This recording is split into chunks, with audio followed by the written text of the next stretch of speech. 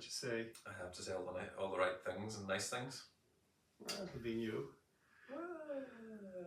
Well, it's always good to be with you, Kieran, Johnny, for one of the episodes. Lovely to be with you again. We're here, we're back, we're recording a little bit live. We want to try and stream these on YouTube at some point to let people see our faces. Yep, absolutely. Which I don't know is a good thing or a bad thing, but maybe it's better just to listen to our voices than see us in real life. Time will tell. Time will tell, that is true. That is true. But it's always good to be here to discuss in this Series 7. We're taking on some listener questions. Yeah. And we keep encouraging you to send them in. We're we're always doing this, and so whether you get your question in for this series or if there's a question at any part you want to ask, feel free to do that, and we'll be more than happy to attempt. Probably is the best way. Well, I attempt, you expound. Is that good? I think. Well, anyways, presbyterianpriest@gmail.com for your questions. Yes, perfect. Let me just turn that down because you were shouting that a little bit. I shouting? You were shouting. But you were just getting excited about the email address. That's good. That's good. We like that. So today's question, we've covered prayer. We've covered a little bit about the rosary. The rosary, yeah, that was the last one. So that was a good episode. And we'll be looking forward to your feedback on that. And today is a question from Hilary. Okay. So Hilary asks, I'm from a Presbyterian background and really enjoy the podcast, especially how Father Kieran puts across his wisdom. Okay, Hilary. Hilary, are you okay? Are you sure, Hilary? You might need to go and see a doctor about that. There's probably an ointment or a cream or maybe some tablets. That's a terrible thing to say. Isn't it? Especially how Father Kieran puts across his wisdom. You both talk about parts of the Bible and bring the Bible into all that you say, but not so much about the Bible itself. So Hilary asks, how does the Catholic and Protestant Bible differ and why? So No, go for it. Oh, I was going to say, we're just glad and pleased and always honoured to have such a biblical scholar with us. Oh, give me peace. So this is where your background comes into. So grand. You were an Old Testament professor for quite a while. That's right. So your biblical wisdom will be second to none on this topic, and we'll look forward to hearing what Kieran has to tell us a little bit about the difference between a Catholic and a Protestant. But it's a question that gets asked a lot of times and gets asked from the Catholic side as well. Okay. So let's try and break this down and make it easy. Well, we have discussed this a little bit before. Do you want to do that before I do a little bit about the wider Bible, or do you want me to do that before? I'll go for the wider Bible then. Okay. Maybe just to help this question a little bit, there are differences, and Kieran will put his expertise and his wisdom, Hilary, into that and tell us a little bit about that. But I thought it might be interesting. So for all these questions and all these discussions, I have to do more research and do a little bit of... We do preparation. We discuss it. We do. These questions aren't just thrown at Kieran in a kind of mildly last-minute fashion. We like to do a bit of research, and so I was doing this. I was going through my old Union Theological College notes and the like, and my various study books. And then I was in Google as well. So one of the books gives a bit of a chart to show some of the differences, and then I went on the internet and right on Wikipedia. Now, Wikipedia isn't the fount of all knowledge, but what it does do in this case is provide a helpful chart. So it kind of charts through the Hebrew Bible, Protestant Bible, Luther's canon in 1534, the Anglican, and we'll talk about some of these phrases in a little while. I know you're going to do that. It talks about then the Latin Catholicism. I can't talk today for some reason. But then goes on to talk about the Eastern Orthodox tradition and the Oriental Orthodox tradition, such as the Coptic and the likes. And just to say that although there are differences between the Catholic and Protestant Bible, which we're going to talk about a little bit, there are other differences then to the Eastern Orthodox and the Oriental Orthodox tradition. So it's not as if just one Bible there's differences between Catholic and the Protestant. There are differences between Catholic and Protestant, but there are similarities between Catholic and Protestant. Mm-hmm. There are differences between both the Protestant Catholic and then the Eastern Orthodox. And so there's this kind of chart that goes through all the books and says whether they're in one, other, or all, or none. And so that's just an interesting chart. If you Google canon of scripture and differences in denominations or traditions, you'll find a little bit about that, and you can do some research on it yourself. But Kieran has much wisdom to share with us. Well, it all comes down to what the different churches regard as inspired scripture. So let's make it easy. I'm going to stay just between Protestant and Catholic for this podcast. Yep. So let's say right up front that both the Reformed churches and the Catholic Church agree on the New Testament. So a Protestant Bible and a Catholic Bible are exactly the same when it comes to the books of the New Testament. There is no difference between them. Where the difference arises has to do with the Old Testament and how the Reformed churches and the Catholic Church saw their Old Testament. So let's go back to Judaism. There are 39 books in the Jewish canon of Scripture, and it's very difficult to know why they settled on 39, and people have come up with all kinds of theories. I think it comes back again to inspiration, and that Judaism recognizes that there was a point in history when inspiration stopped. And in the Jewish collection, that is after the book of Daniel. So everything up to the book of Daniel was inspired scripture, and it was written in either Hebrew or Aramaic. So the Old Testament, or the Tanakh as the Jewish people call it, those books are all written in Hebrew and in Aramaic. You mean to say that our Bible that we have isn't the original translation? Our King James isn't the original language? No, it's not the original language. The Jewish people didn't worship in 16th century English. But there was a problem about language nonetheless. Okay, so a bit of history.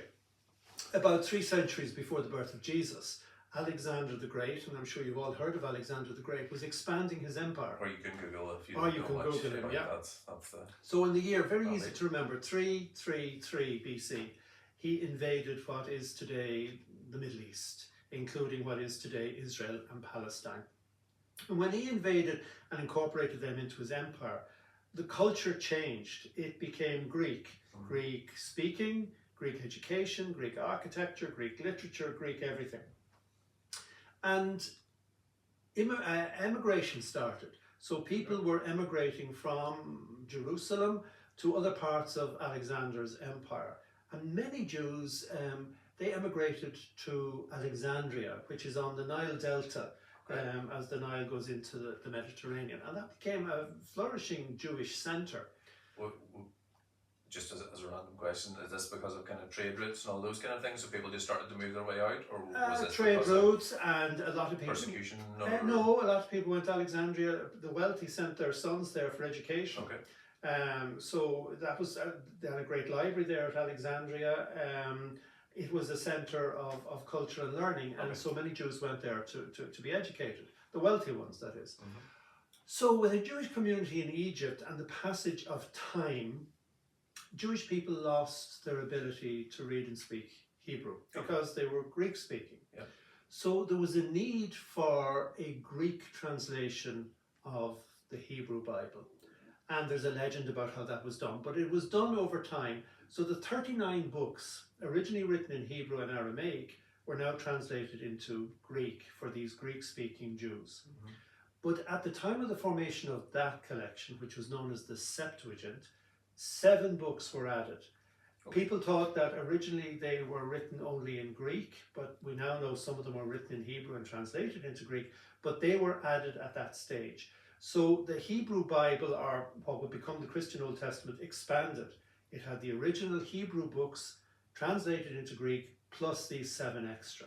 And that's the Septuagint. So if you ever hear that phrase used, that's that Hebrew translated into Greek, plus these 7 other books. And that gives you 46 books. Okay. Great. So when the New Testament came to be written, so Matthew and those, when they quote the Old Testament, they're quoting the Septuagint. They're quoting the Septuagint. Now, we're not sure when the Hebrew canon was established and finalized, but what we do know is that as Christians began to use the Septuagint, Jews moved away from it. Christians tweaked some texts in the Septuagint along the way. I was telling you earlier that there's a reference in one of the books to God reigning from a tree. The Christians tweaked that to God reigning from a cross, which tied it much more neatly with the story of Jesus.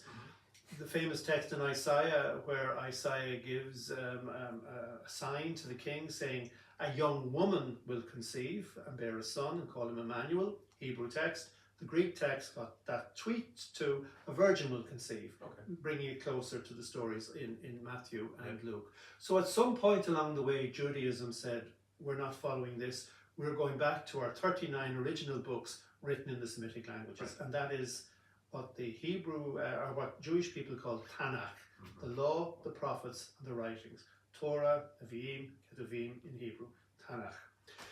Okay, Christianity then. A bit of Greek and Hebrew along the way. Christianity then went, in terms of these 46 books, there were different opinions. So if you take St. Jerome, who translated the Hebrew and Greek texts into Latin, he was of the view that the 7 extra books that were added into at the time of the formation of the Septuagint were good for private reading, good for religious inspiration, but they weren't authoritative in terms of doctrine and teaching and all of that. And maybe I was daydreaming there. Did you say anything about inspiration at that point? No, I didn't say anything about it. So he would have regarded them as somewhat inspired, but not having the same status as the 39 books. So helpful to read, good to read? Good to read. Affirmative to read. Yeah, for your spiritual edification, but no doctrine to be based on. Okay. Augustine, however, went in a different direction, and Augustine said, well, these 7 books are inspired and they are valid for doctrine and teaching. So it was Augustine's view that won out. Okay. And these books were called deuterocanonical. Big word. Yeah. Was there any councils, or generally these things are like done at an event, or was that just a matter of time that people I think it was just a matter of time that people came to understand them. Now, I may be wrong on that, and if somebody out there knows better, please let us know. So these were called then, within the Catholic tradition, deuterocanonical books. Okay. So that word simply means that they became official, they became canonical in a secondary movement. You know, it doesn't. It took more time for them to be kind of recognized as scripture. Okay. And that was then the 46 books up to the time of the Reformation. Yeah. So when the Reformation came, starting with Martin Luther had a whole critique of where the Catholic Church was, in practice and in doctrine. And he began to question things like praying to saints, which we have talked about, praying for the dead, which we have talked about as well.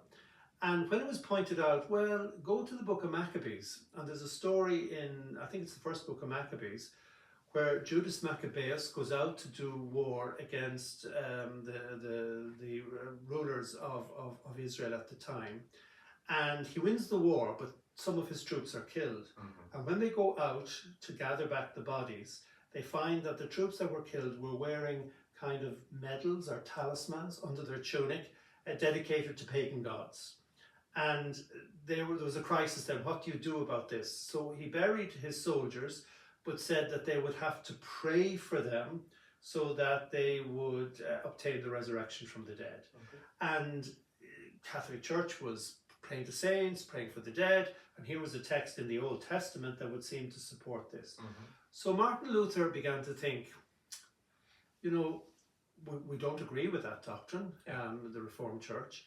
So maybe these books that the Catholics are calling official scripture, we really should go maybe back to the position of Jerome and say, well, they're good to read, they're good for personal reading and edification, but they're not the books for doctrine and teaching.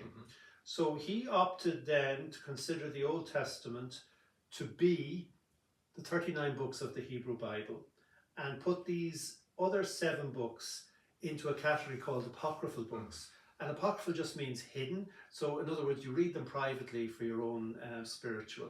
In a kind of Protestant Reformed setting, will not be read publicly as Not be part read of a service no, of worship, there won't be or any as part of worship. teaching. No. So in a Protestant Bible, you will have either one of two things. You will have the 39 books of the Old Testament and the books of the New Testament.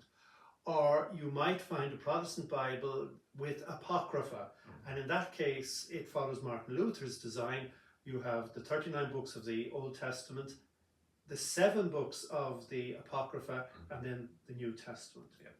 If you go to a Catholic edition of the Bible, you will have the 39 books of the Old Testament, the 7 books called deuterocanonical or intertestamental, and then the New Testament. The books off the top of my head are Judith, Baruch, the Wisdom of Solomon, the Book of Ecclesiasticus, or the Book of Ben Sirach, and there are 1st and 2nd Maccabees, and there are additions to the Book of Daniel, 2 extra chapters in Greek in the Book of Daniel, and some insert into the Book of Daniel as well around chapter 3. And they are the apocryphal writings in Protestant language, Deuterocanonical in Catholic language, and thus ended the lesson. That was a great Old Testament lesson there. Yeah. So we've now understood the differences, where they came from, why, because it started to be more over matters of doctrine or inspiration, and it's not that the reformers at that time were saying, no, these are awful and should be burned. It was more a kind of case of these were, there was debate as to their inclusion in Scripture because of the theological implications that they had. That's an important point, because sometimes you'll hear Catholics say, oh, well, the Protestants took these books out of the Bible. They did no such thing. They did no such thing. They looked at the 46 and they said 39 of those correspond to the Hebrew Bible of the Jews. We accept those as official, canonical, for teaching, for doctrine, for worship. These 7 others are in a different category. We're not ditching them, but they're there for private reading. So it really depends then on the version of the Bible you go for. As I said, you get a Protestant Bible with and a Protestant Bible without the Apocrypha. Yeah. But the fact that you get a Bible without the Apocrypha doesn't mean that the Reformers chucked these books. They didn't. And that's maybe again where the confusion comes. So if you go to we have Bibles that remain in the pews, and we'll encourage people, on a Sunday morning during an act of worship, we'll encourage them to read along with us in the pews, and all those pew Bibles don't have the Apocrypha, because that's the public reading, whereas as you said, there are those Bibles that contain them for hidden or for private reading or for study, personal or study use. Yeah. And so that's maybe where a bit of the misunderstanding comes from the Reformed position, because they open a Bible on a Sunday morning, and the chances are that they'll have bought a Bible without the Apocrypha, because maybe as time has gone on, people fear them a little bit or get scared by them, because you don't know what teachings or what they might come up with themselves in personal study, right? So they leave them out. So maybe even from a Protestant standpoint, they've gone, well, this is the correct Bible. Whereas those Reformers back in the day didn't necessarily see them as keeping them out of it, but it was more a case of read them, learn from them, but put them in a different category to the other books. That's the Old Testament. Now, we didn't touch on the New Testament. Well, the New Testament, there's no issue. But then when we go into there are, and this again maybe is, we didn't talk about this beforehand because we've only just thought of this when we were talking there. You've only thought of it. I only thought of it. Hillary only got in touch there a second ago to let me know. There are such as the Gospel of Thomas and the Gospel of Mary, and those which, as a Reformed position, we would go, oh well, surely they must be because it mentions Thomas and Mary, they must be in the Catholic Bible. But actually, what you've said is the New Testament sit side by side in our. So when the Reformers were establishing their canon, they chose to keep the books of the New Testament that the Catholic Church was keeping as well. They made a choice that these are the books of the New Testament, and they didn't remove any of them. Yes, I mean there were loads and loads of Christian books written, but one of the tricky things that some of those early books didn't handle well was, when it comes to Jesus, we're making a claim for Jesus. We are saying that he is God, fully divine, and we're also saying he's fully human. And that's a difficult balancing act to hold. Now, if you look at our, say, 4 Gospels, they hold that balance, but they kind of wobble a little. So, for instance, if you read the Gospel of Mark holds that Jesus is the Son of God, fully human, but his telling of the story tips more in the direction of Jesus' humanity. So in technical language, we'd say he has a low Christology. Christology means the study of Christ, the identity of Christ. So his is low because he puts a little bit more emphasis on the humanity and less perhaps on the divinity, but he holds the balance. If you go to a gospel like John, it tips in the other direction. Yeah. John puts great emphasis on the divinity of Christ over against the humanity, but he holds the balance. His will be a high Christology. Some of these other books that were written, like the Book of Judas, Thomas, Mary Magdalene, they didn't hold that balance. They didn't hold it. If you take a book like the Book of Judas, the Gospel of Judas, Judas reckons that Jesus was a divine being in a kind of a shell of humanity, and he needed to be released from this to go to God. Well, that isn't the same as what we Christians believe. So those books were regarded very early on as heretical and never made it into the collection. So that canon, or that collection, was established pretty early, and both the Catholic Church and the Reformed churches have taken that canon as theirs. Yeah, and they're even still, I'm just thinking, the likes of the Book of James was another. John Calvin, the Reformed tradition kind of pioneer. He wasn't a fan of the Book of James and tried his best to get it taken out of the canon, but again, because this isn't just one individual sitting down and saying, this is what I think, there were various groups, there were various, it wasn't just a task that one person undertook, it was a wider church, and so this debate happened, there were all these discussions, and it was maybe, to use the term loosely, it was a kind of inspired position that they came to, or a educated position that they came to, looking at all the aspects of these Well, books. I think, with great respect, I think some of the reformers backed themselves into a corner when reading Paul. They got into this whole thing about faith and works. And if you read somebody like N.T. Wright now, who has a whole new way of looking at that. But James, of course, puts great emphasis on works over against faith. So the book was dismissed as a book of straw. But James is insistent on, and the works are not the works that Paul was talking about, because he was talking about the works of the Jewish law. It's about, because of your faith, you live in a certain way and you do certain things that show the faith you have. But the reformers were preoccupied with faith and works. And I think that was probably one of the reasons. But I don't know much about John Calvin, I'm sorry to say, but I think that might have been. Yeah, I think that was initially the position. And again, it was in terms of the idea that this could mislead the understanding of theology, or the understanding of how that develops. But again, he didn't get his way. It was still, well, I was having a debate, I was having a conversation with a very eminent Presbyterian theologian on a long drive, and we got into this faith and works, and I was arguing that the works in that dichotomy with the reformers was Paul talking about the works of the law and adhering to Jewish issues like kosher food, circumcision, Jewish festivals. It had nothing to do with doing good deeds in the here and now. And I said, well, then consider the book of James. And the eminent man said, a book of straw, a book of straw. And that was the end of that. You were in the car with John Calvin? No, well, I was in the car with someone who really did like John Calvin. And I can imagine he's not here to defend himself. And he's not here, so we would keep no names. We keep names out of it. We'll not mention anything. Well, that kind of covers most of it then. I think of Hillary's question, yeah. Hilary, if you have anything more you would like to add to that, or any other questions, you can certainly let us know. But at least that gives us a brief overview and a bit of an understanding of where the two Bibles differ.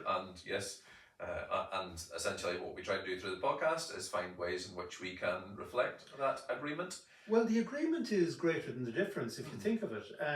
Both churches say there are 46 books to be considered. Both churches have those 46 books in a version of the Bible. The disagreement is as to the significance of 7 of them for doctrine and teaching. 7 out of 66 isn't bad. 46. Well, in terms of the excuse me, my math is not good. 7 out of 6, so they agree on 59. Oh yeah. There's 7 that there is maybe just a disagreement about how they're used in terms of the wider church and doctrine within the wider church. But at least that gives us a little bit of information, maybe helps you clarify, Hilary, the differences and standpoints. Take some time to read those 7 books for yourselves. See the way in which Kieran has talked to us about Christology there and how that reflects. Maybe see how your understanding changes or your viewpoints in them, and come back to us when you've read the 7 of them. and we can go through them one by one. Okay, that's it. If Hillary comes back to us, If having Hillary read comes those back 7. to us, yeah. But another good episode, another informative Thank you, episode. yeah, look Kieran, forward to it's the always next one. good to receive a lecture by you.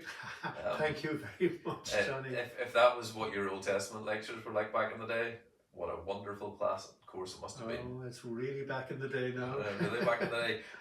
But it's helpful, and I think one of the things that maybe the Reformed tradition holds falsely is the fact that the Catholic Church doesn't take the Bible seriously.